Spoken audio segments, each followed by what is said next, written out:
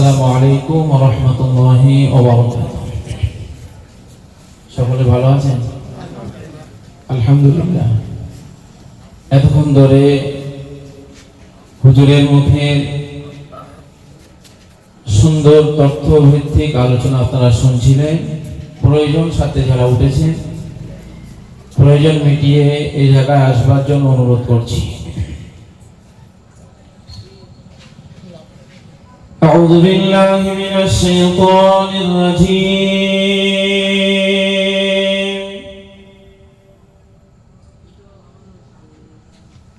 بسم الله الرحمن الرحيم.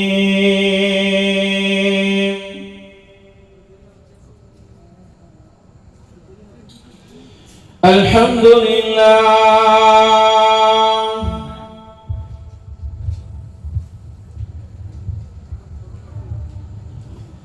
الحمد لله نحمده ونستعينه ونستغفره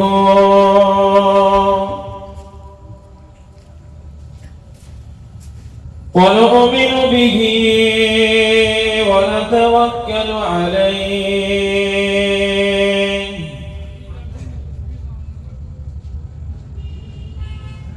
ونعوذ بالله من شرور أنفسنا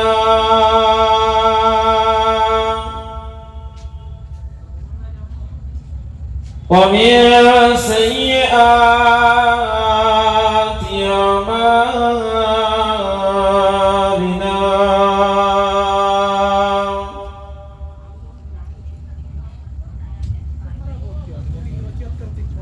من يهده الله فلا مضل له ومن يضلله فلا هادي له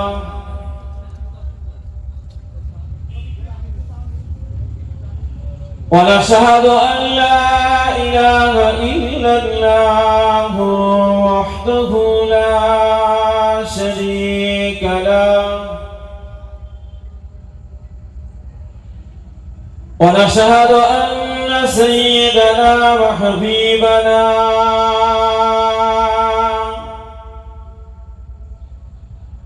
ومولانا محمدا عبده ورسوله.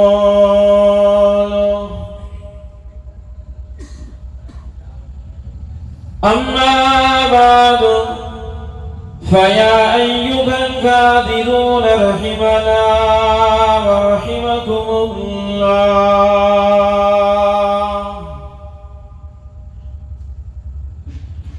قال الله تعالى في كلامه المجيد والفرقانه الحميد: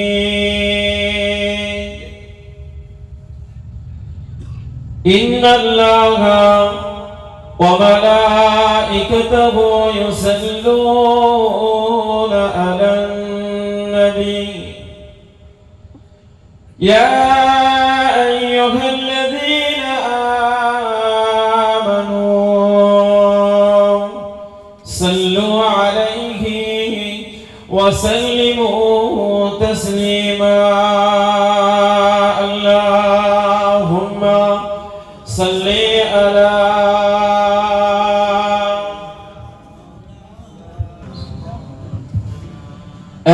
सदा सरकार की बातें सुना,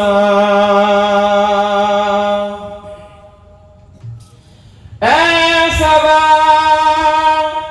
सरकार की बातें सुना,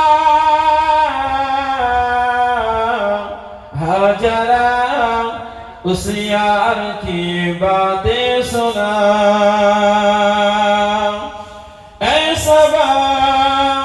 सरकार की बातें सुना, सैयदे अबरार की बातें सुना, हाजरा उस यार की बातें सुना।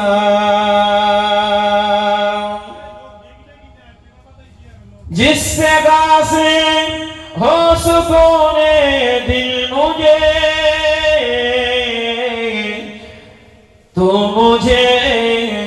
तू मुझे उस यार की बातें सुना, ऐसा सरकार की बातें सुना, सैयदे अबरार की बातें सुना,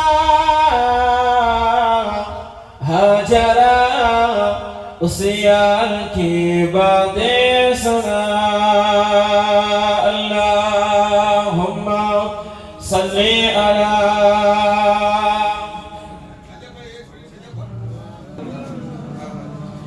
हम न जाने कब मदीने में जाएंगे, हम न जाने कब मदीने में जाएंगे, तू मुझे उस यार की बातें सुना, तू मुझे उस यार की बातें सुना, ऐसा सरकार की बातें सुना, सैयदे अबरार की बातें सुना, हाजरा उस यार की बातें सुना। अल्लाहुम्मा सल्ली अला।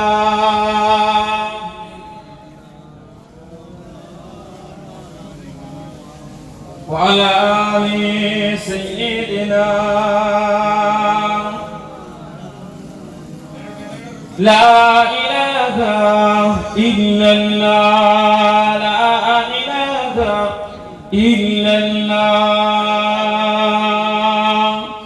ला इलाहा इल्लल्लाह, मुहम्मदुर रसूलुल्लाह। अल्लाहुम्मा सल्ली अला।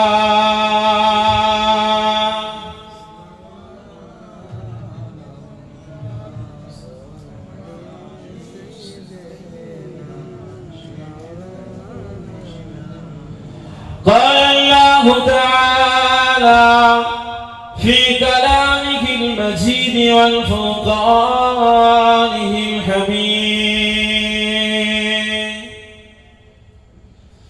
بسم الله الرحمن الرحيم.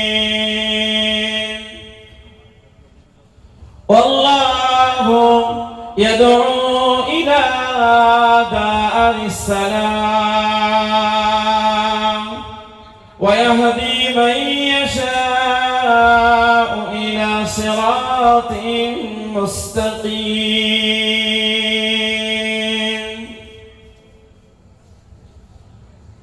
وقال النبي صلى الله عليه وسلم: أعددت لعبادي الصالحين ما لا عين رأت ولا أذن سمعت ولا خطر على قلب بشر أو كما قال النبي عليه السلام.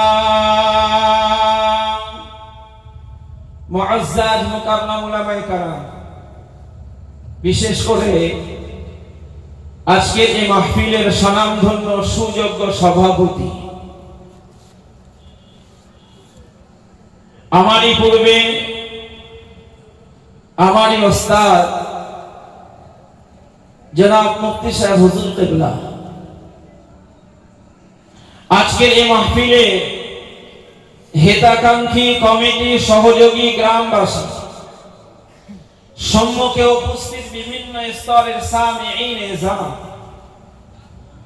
পর্দার অন্তরালে অবস্থিত আমার মায়েরা এবং বোনেরা, আল্লাহ পাকের রহমত, আল্লাহ দয়া করে মেহেরবানি করে এইরকম একটা মাহফিল আল্লাহ কায়েম করিয়ে সন্ধ্যা থেকে নিয়ে পর্যন্ত আলোচনা করিয়ে আমাদিগকে শুনিয়ে আল্লাহ এই জায়গাতে আমাদের এই রকম পরিবেশ তৈরি করার মতো সুযোগ দিয়েছে। সেই রব্বে যুল জালালের দরবারে শুকরিয়া আদায় করি, সকলেই প্রাণ উজাড় করে বলি আলহামদুলিল্লাহ। সরকারে কায়নাত হাবিবে প্যারা নবী মুহাম্মদ মুস্তাফা আহমদে মুস্তাফা প্যারা নাম মুহাম্মদুর রাসূলুল্লাহ সাল্লাল্লাহু আলাইহি ওয়াসাল্লাম হুজুরের প্রতি অসংখ্য দরুদ ও সালাম, সকলে বলি সাল্লাল্লাহু আলাইহি ওয়াসাল্লাম। সন্ধ্যা থেকে নিয়ে অনেক আলোচনা শুনেছি। আমি কোরআন শরীফের ছোট্ট একটি আয়াত পড়েছি, রাসূলুল্লাহর অগণিত হাদিসের ভিতর থেকে ছোট্ট একটি টুকরা তেলাওয়াত করেছি। আল্লাহ পাক এর উপরে যেন কিছু বলার মতো সুযোগ করে দেন এবং আমাদিগকে উভয়কে আমল করার মতো তৌফিক দান করেন, বলেন আমিন। কোরআন শরীফে যে আয়াতটি তেলাওয়াত করেছি, আল্লাহ পাক রব্বুল আলামিন আল্লাহু ইয়াদউ ইলা দারিস সালাম, আল্লাহ তিনি এমন একজন মাবুদ, এমন একজন প্রভু, ইয়াদউ যিনি তার বান্দা বান্দীদিগকে ডাকতে থাকেন। কি করেন? ডাকেন। কোথায় ডাকেন? ইলা দারিস সালাম, শান্তিময় ঘরের দিকে আল্লাহ পাক ডাকতে থাকেন। জোরে বলেন সুবহানাল্লাহ। শান্তিময় ঘর, এই শান্তিময় ঘরের তাফসীর করেছেন হযরত আব্দুল্লাহ ইবনে আব্বাস রাদিয়াল্লাহু আনহু, বলেন শান্তিময় ঘর হলো আল্লাহ পাক রব্বুল আলামিন উদ্দেশ্য করেছেন জান্নাত। সুবহানাল্লাহ বলেন। আল্লাহ কি করেছেন? জান্নাত। জান্নাতের মতো শান্তিময় ঘর আর কিছু হতে পারে? ডাকছেন কে? ডাকছেন কে? আল্লাহ ডাকছেন। আজকে যে বিষয়টি আমরা শুনবো, জানবো, জান্নাতটি কেমন এবং সেটি পেতে গেলে কয়েকটি রাস্তা অবলম্বন করাটা প্রত্যেকটা মানুষের জন্য জরুরি। আমার কথা বুঝে আসছে কি বলছি? জান্নাত কার না আশা নেই যে আমি জান্নাতে যাব না? আশা তো তার নেই যে কাফির, অস্বীকারকারী, তার কখনোই আশা নেই যে আমি জান্নাতে যাব। কেন? সে আল্লাহকে তো প্রভুই মানে না, আল্লাহকে প্রভুই মানে না। মুশরিক যারা, এদের কিছুটা জান্নাতের আশা থাকে তথা স্বর্গের আশা থাকে। কেন? ওরা অনেক প্রভুতে বিশ্বাসী মুশরিক। ওরা মনে করে সমস্ত প্রভুর কাছ থেকে আমি আমার স্বর্গটা পেয়ে যাব। মুনাফিক, এই মুনাফিকদের আশা থাকে না যে আমি জান্নাতে যাব। কেন? মুনাফিকদের ঠিকানা আল্লাহ জাহান্নামে বলেই দিয়েছে। আশা কাদের থাকে? ঈমানদার বান্দা যারা, নেককার সালেহ বান্দা যারা, আল্লাহর পাগল বান্দা যারা, আল্লাহর ভয় যাদের অন্তরে আছে, তাদের ভরসা থাকে যে আমরা কি জান্নাতে যাব, জান্নাতে যাব। প্রতিটা মুসলমানের ভিতরে আকাঙ্ক্ষা, তামান্না, কামনা নেই যে আমি জান্নাতে যাব না। গুনাহ করে ফেলেছে, অপরাধ হয়ে গিয়েছে, অন্যায় হয়ে গেছে, ত্রুটি হয়ে গেছে, তবুও মনের ভিতরে জুমার দিন মসজিদে যায়, তখনও চোখের পানিটা ঝরিয়ে বলে সারা সপ্তাহ আসতে পারিনি, একটা দিন এলাম, তবুও কাঁদে না, কাঁদে না। গুনাহ করে ফেলেছে, অন্যায় করে ফেলেছে, অপরাধ করে ফেলেছে, তারপরেও বান্দার আশা থাকে যে আল্লাহ আমার ক্ষমা করবেন আর আমি জান্নাতে যাব। আশা থাকে না? থাকে, থাকে। কিন্তু জান্নাতটি কি? জান্নাত কেমন? আল্লাহ পাকের কোরআনে আল্লাহ জানালেন, এই দুনিয়ার মানুষেরা শুনে নাও, জেনে নাও, আমি আল্লাহ পাক জানিয়ে দিলাম, মাসালুল জান্নাতিল্লাতী উইদাল মুত্তাকুন। আমি আল্লাহ আমার ভয় আমার যে বান্দার ভিতরে আছে, জাহান্নামের আগুনের ভয় আমার যে বান্দার আছে,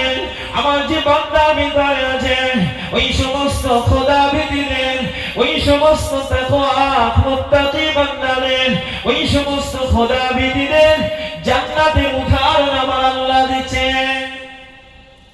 জান্নাতটা কেমন হবে? আমার বিষয় বুঝতে পেরেছেন? কি বললাম? জান্নাতটা কেমন, সেখানে যেতে গেলে কি কাজ করা দরকার, কয়েকটি রাস্তা বলবো।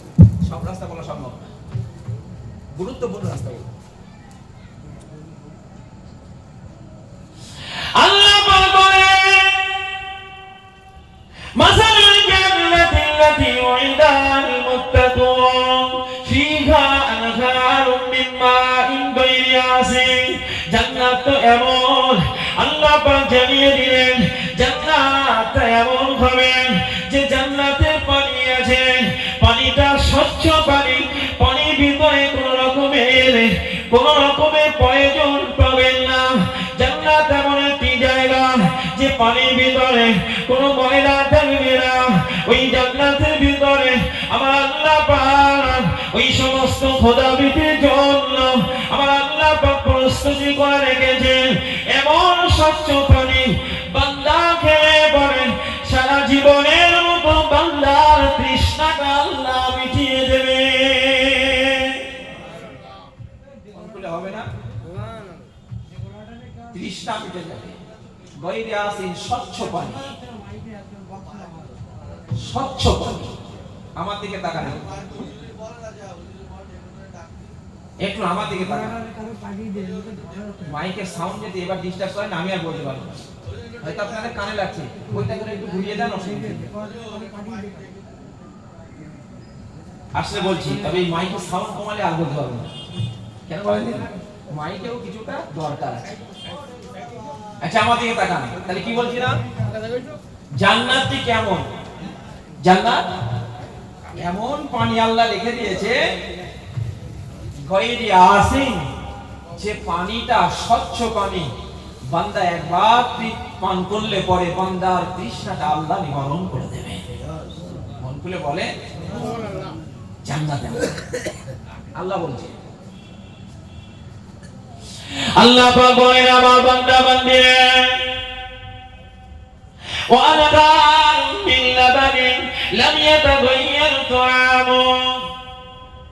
আমি আমার মুত্তাকি বান্দা বান্দিদের জন্য, আমি আমার নেককার বান্দাদের জন্য জাহান্নামের ভয় যাদের ভিতরে আছে, আমার ওই সমস্ত বান্দা বান্দিদের জন্য আমি আল্লাহ আমার ভয় যাদের ভিতরে আছে, ওই সমস্ত বান্দা বান্দিদের জন্য আমি আল্লাহ পাক তাদের পান করার জন্য আমি আল্লাহ পাক দুধ রেখে দিয়েছি। তাহলে কি বললাম? জান্নাতের ভিতরে এমন পানি আছে যে পানিটা পান করলে তৃষ্ণা কি হবে? মিটে যাবে। জান্নাতের ভিতরে আবার আল্লাহ বলছেন ওয়া নাহারুম মিন লাবান, আমি আল্লাহ দুধ রেখেছি। লাম ইয়াতাগায়্যার তুআমু, যে দুধের কোনো স্বাদ পাল্টাবে না। সুবহানাল্লাহ হবে না? দুনিয়ার দুধ অনেক রকমের স্বাদ হয় না, হয় না? স্বাদ চেঞ্জ হয় না, খারাপ হয়ে যেতে পারে, কেটে যেতে পারে, ময়লা পড়লে সে সমস্ত দুধের স্বাদ চেঞ্জ হয়ে যায়। এমন দুধ আল্লাহ রেখেছেন লাম ইয়াতাগায়্যার তুআমু, যার কোনো স্বাদ পরিবর্তন হবে না, পরিবর্তন হবে না। বান্দা একবার যদি তৃপ্তি ভরে, একবার যদি পান করে, বান্দা সারা জীবনের মতো তার দুধের তৃপ্তিটা আল্লাহ মিটিয়ে দেবে।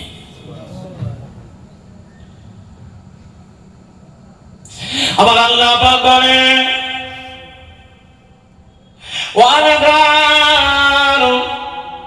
আনহারুম মিন আসালিন মুসাফফা। এই দুনিয়ার মানুষেরা, আমার বান্দা বান্দিরা, আমি আল্লাহ আমাকে যারা ভয় করে, জাহান্নামের আগুনে যারা ভয় করে, জাহান্নামে যারা ভয় করে, আমি আল্লাহ পাক তাদের জন্য জান্নাতের ভিতরে এমন মধু রেখেছি। ওয়া নাহারুম মিন লাবানিন লাম ইয়াতাগায়্যার তুআমা ওয়া নাহারুম মিন আসালিন মুসাফফা। আমি আল্লাহ পাক জান্নাতের ভিতরে স্বচ্ছতার মধু রেখে দিয়েছি। দুনিয়াতে মধু পান করবে, দুনিয়াতে অনেক মধু তোমরা পান করবে। আমি আল্লাহ তোমাদের জন্য জান্নাতের ভিতরে এমন যে মধুটা রেখে দিয়েছে, আমার বান্দা বান্দি যদি একবার তৃপ্তি করে, আমার বান্দা বান্দি যদি একবার পান করে, সারা জীবনের মতো মধু খাওয়ার তৃপ্তিটা আমি আল্লাহ তার থেকে মিটে যাবে। কি সুন্দর মধু সে, দুনিয়ায় ভেজালে ভর্তি হয়ে গেছে। ভেজালে ভর্তি হয়নি, খাঁটি মধু পাবে। ভেজাল, আমাদের দাদুরা তারাও খাঁটি জিনিস খেয়েছে, আমাদের সব ভেজাল হয়ে গেছে, সব ভেজাল সব জায়গায়।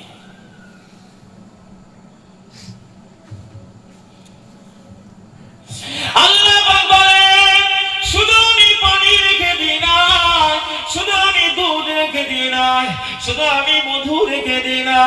ও দুনিয়ার মানুষেরা, আমার বান্দা বান্দিরা, শুনে নাও, জেনে নাও, আমি আল্লাহ পাক জানিয়ে দিলাম, আমি আল্লাহ পাক জানিয়ে দিলাম, ওর ভিতরে আমি আল্লাহ পাক বিভিন্ন রকমের ফল প্রস্তুত করে রেখে দিয়েছি।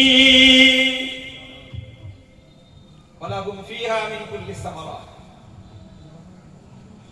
ও বান্দা বান্দি, যখন ইচ্ছা তুমি ফল খেতে পারবে, যখন ইচ্ছা তুমি মধু খেতে পারবে, যখন ইচ্ছা দুধ খেতে পারবে, যখন ইচ্ছা স্বচ্ছতার পানি পান করতে পারবে। আমি আল্লাহ পাক তোমার ত্রুটি করে, আমি আল্লাহ পাক জান্নাতটাকে এমন করে বানিয়েছি, আমি আল্লাহ পাক ওই জায়গাতে আমার বান্দার জীবনের ওয়ামাগফিরাতুন সমস্ত গুনাহগুলিকে আমি আল্লাহ মাফ করে দিয়ে থাকি। জান্নাত স্বচ্ছ, যেখানে কোনো গুনাহই থাকবে না। থাকবে? থাকবে না, স্বচ্ছতার জায়গা। কোরআন শরীফের আয়াত এটা আল্লাহ বুঝিয়েছেন জান্নাতটা এমন হবে। মাসালুল জান্নাতিল্লাতী ওয়াইদাল মুত্তাকুন তাজরি মিন তাহতিহাল আনহার, তার তলদেশে নহর চলবে, নহর চলবে। তাহলে জান্নাতে আসার কারণ নেই এরকম কোন নয় যে কাফির তার নাই, মুশরিকের কিছুটা আছে, তবে চতুর্দিকের ওই প্রভুতে বিশ্বাসী বলে ও বঞ্চিত, মুনাফিকও বঞ্চিত। কারণ মুনাফিকি করার কারণে পাবে কে? আল্লাহর নেককার সালেহ বান্দা, নেককার সালেহ বান্দা। জান্নাতটা কেমন? আমার আপনার নবী, নূর নবী, হাবিবুল্লাহ, নবী মুহাম্মদুর রাসূলুল্লাহ সাল্লাল্লাহু আলাইহি ওয়াসাল্লাম, আল্লাহ নবী বর্ণনা করেন, মা রাআইতু মিসলাল জান্নাহ। আমার উম্মত উম্মতি শুনে নাও, আমি নবী তোমাদেরকে জানিয়ে দিলাম, আল্লাহ নবী মেরাজে গেলেন, মেরাজে গিয়ে জান্নাতগুলিকে নবী আমার পরিদর্শন করলেন, জান্নাতগুলিকে আল্লাহ নবী দেখলেন। দেখার পরে ফিরে আসার পরে নবী আমার শুধু জান্নাত দেখেন নয়, ওই জায়গায় নবীকে জাহান্নামকে ও নবীকে দেখানো হয়েছে। জান্নাতও দেখেছেন নবী, জাহান্নামও দেখেছেন।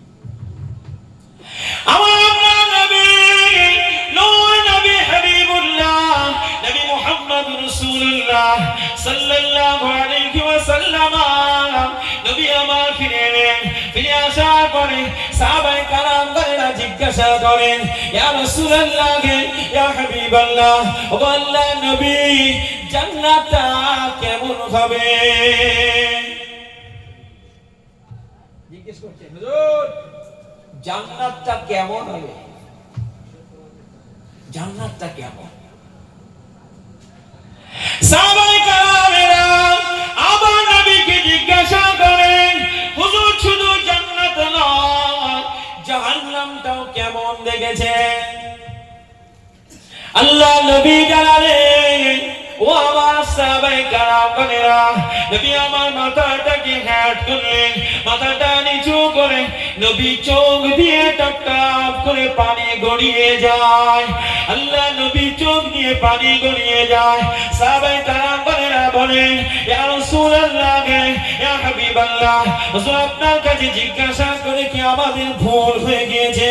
হুজুর কোনো বেয়াদবি হয়ে গিয়েছে নাকি?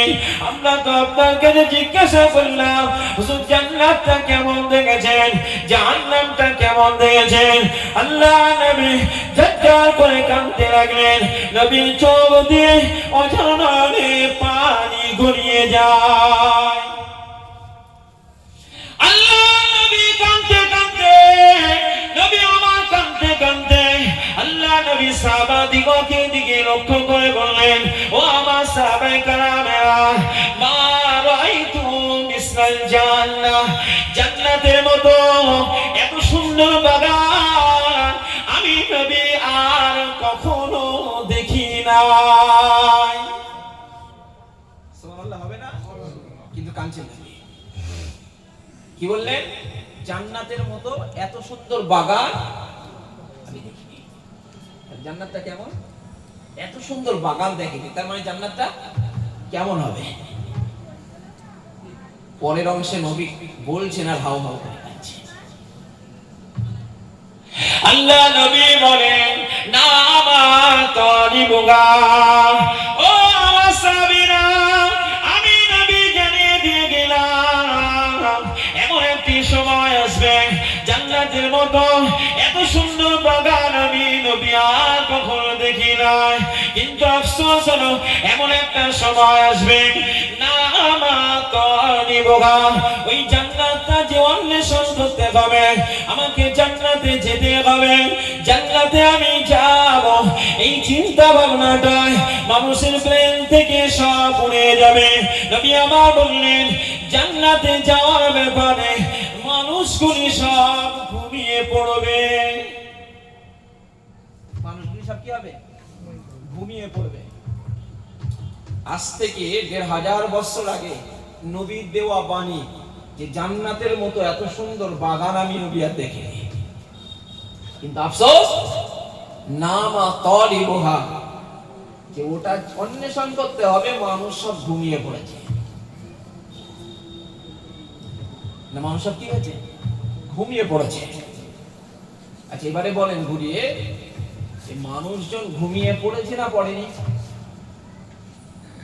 আচ্ছা আমরা যখন ঘুমিয়ে থাকি আমাদের পিছনের কথা মনে থাকে?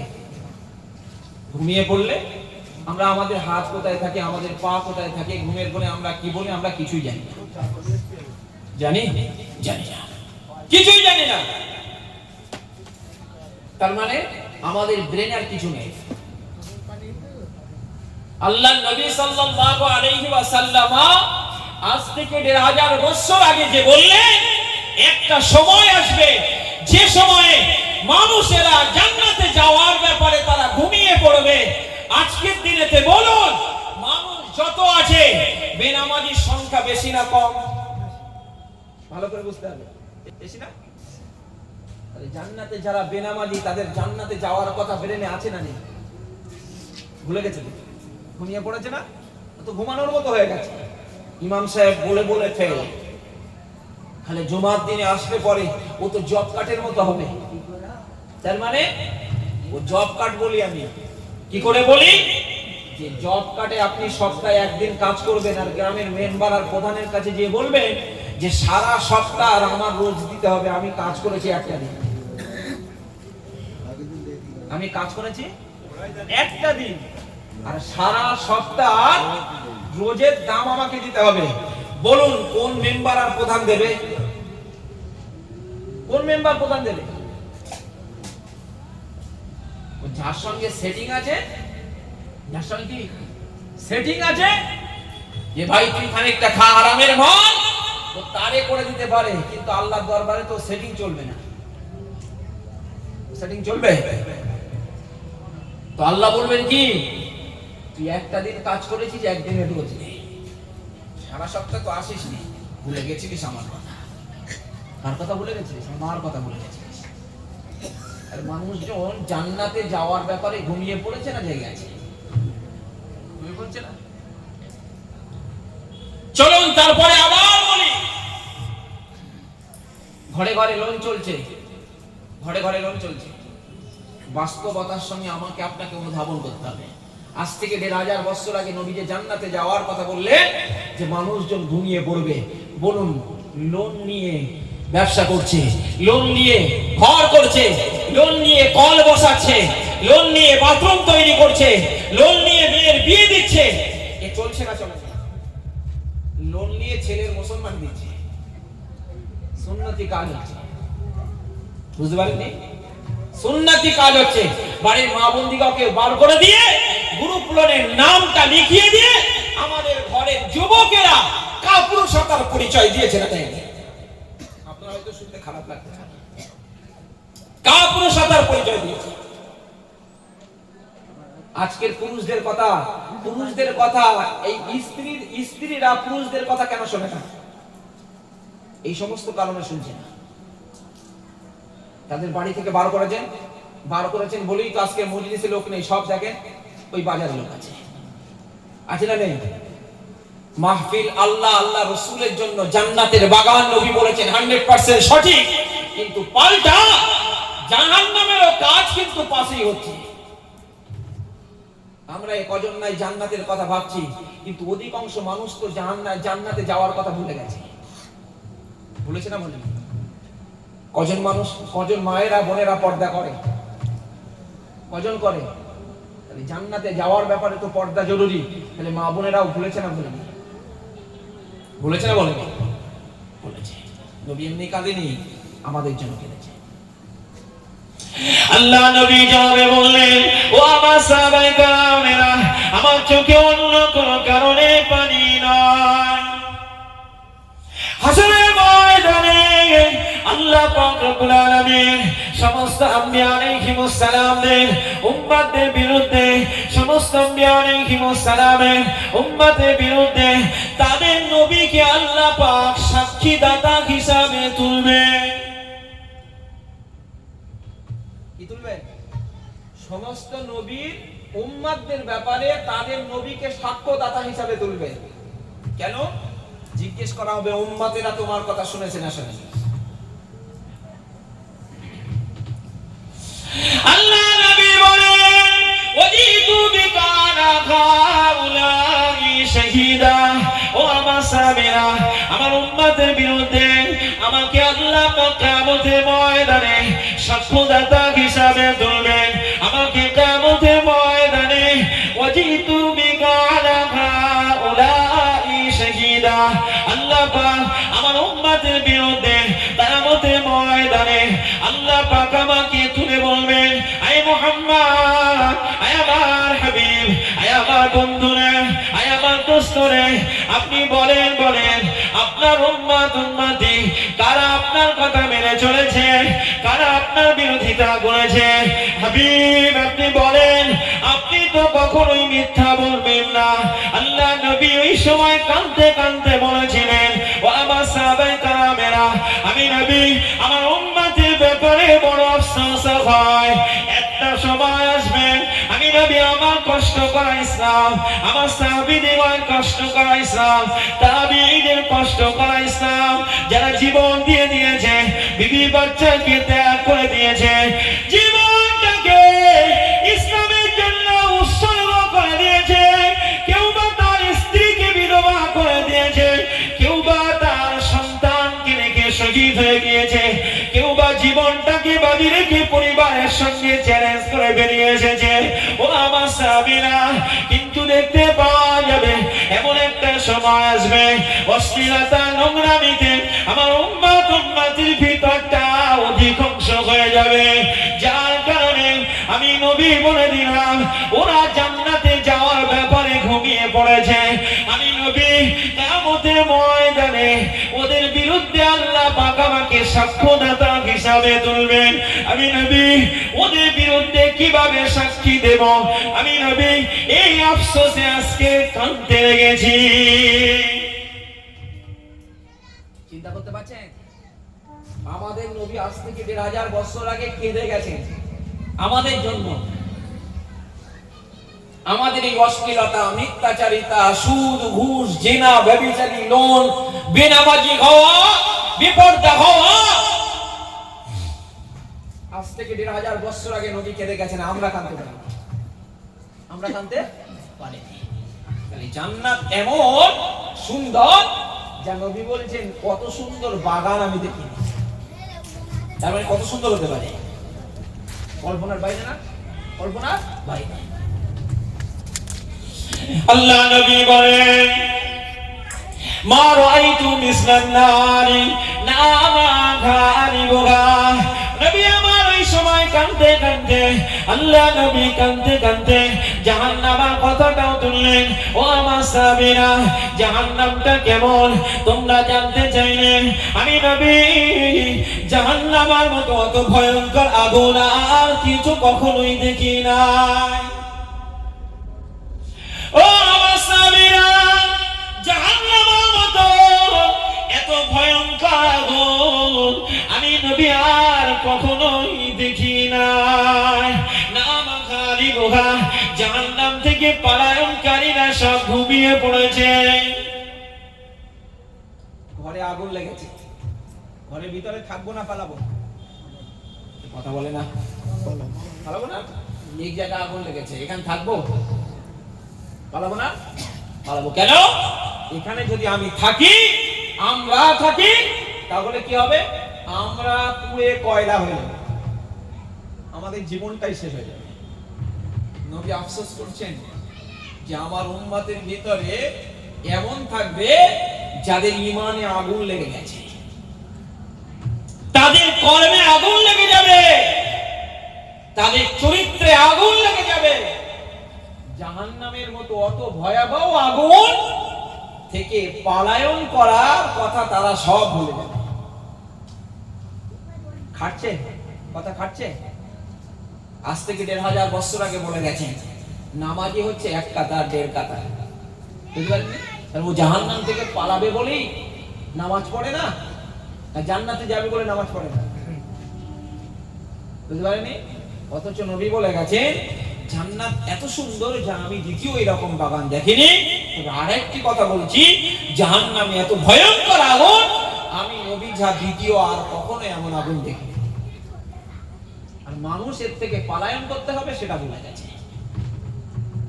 মানুষের থেকে যেতে হবে, জান্নাতে যেতে হবে সে কথাও ভুলে গেছে, সব ঘুমিয়ে পড়েছে। ও আল্লাহ পাগল বান্দা বলেন, এই যে সুন্দর জান্নাতের কথা নবী আবার বললেন, এত সুন্দর বাগান আমি দেখি না, এত সুন্দর বাগান আমি দেখি না। এই জান্নাতটা কাদের জন্য? আল্লাহ নবী বলেন আ'দাতু লিবাদিয়াস সালিহিন। হাদিসে কুদসির ভিতরে এসেছে, আল্লাহ নবীকে বলানো হয়েছে, আল্লাহ পাক নিজে বললেন আ'দাতু লিবাদিয়াস সালিহিন, আমি জান্নাত থেকে তাদের জন্য প্রস্তুত করে রেখেছি যারা আমার সালিহ বান্দা, যারা আমার নেককার বান্দা, যারা আমার পরেজগার বান্দা, যারা আমার নামাজি বান্দা, যারা আমার রোজাদার বান্দা, যারা আমার প্রকৃত সঠিক টাকা নিয়ে খরচ করা বান্দা, যারা সমাজের বুকে অশ্লীলতা করে না। আমি আর রাসূলুল্লাহ জানিয়ে দিলাম, আল্লাহ পাক এই কথা বলে দিয়েছেন জান্নাতটা আমার ওই নেককার সালেহ বান্দার জন্য আমি আল্লাহ প্রস্তুত করে রেখে দিয়েছি। ও আমার বান্দা বান্দীরা, জান্নাত এত সুন্দর মালা আইনুন রাআত, চোখ দেখেছে, চোখ দেখেছে, কিন্তু চোখ সেটা কেমন দেখেছে কল্পনা করতে পারছে না। ওয়ালা উযুনুন সামিআত, জান্নাত এত সুন্দর যা কান শুনেছে কিন্তু কান সেটা বর্ণনা করতে পারছে না। ওয়ালা খাতারা আলা কলবি বাশারিন, আয় আমার উম্মত উম্মতি শুনে নাও, আমার অন্তর সেটা বুঝেছে কিন্তু অন্তর সেই বুঝটাকে প্রকাশ করতে পারে না। জান্নাত এত সুন্দর, চোখ দেখেছে, আমি নবী দেখেছি, চোখ দেখেছে কিন্তু চোখ সেটা কল্পনা করতে পারছে না কেমন দেখেছে, কি সুন্দর দেখেছে, কত বলে শেষ করবে।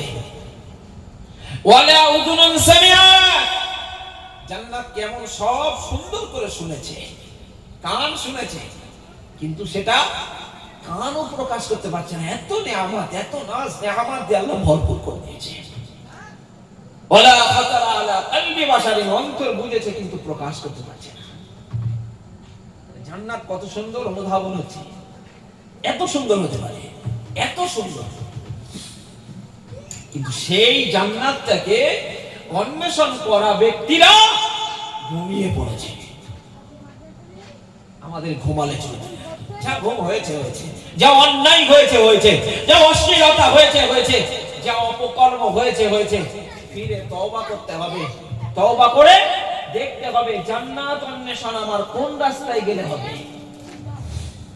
আমি প্রথমেই আপনাদের বলেছি, না কথা বলো না মা, এই বাবু সেই জান্নাত অন্বেষণ করতেই হবে, আমাদের অন্বেষণ করতে হবে। আমাদের ভাবতে হবে না যে জান্নাত আমরা গেলেই আমরা পেয়ে যাব, না। জান্নাত এত সুন্দর, যা পবিত্র, ইন্নাল্লাহা তাইয়্যিবুন লা ইয়াকবালু ইল্লা তাইয়্যিব, আল্লাহ বলেন পবিত্র, আর আল্লাহ পবিত্র ছাড়া ওই জায়গাতে কাউকে কবুল করেন না, কখনোই নয়। আল্লাহ পবিত্র, পবিত্র স্বচ্ছতাই আল্লাহকে কবুল করে। অতএব আমাদের রাস্তা অবলম্বন করতে হবে। আমি আপনাকে প্রথমেই বলেছি জান্নাত কেমন, ওটা বলবো, ওটা উপার্জন করতে গেলে ওই জায়গায় থাকতে গেলে আপনাকে রাস্তা দেখাতে হবে, রাস্তা ছাড়া হবে না। চলেন, ইসলাম আপনাকে শেখাতে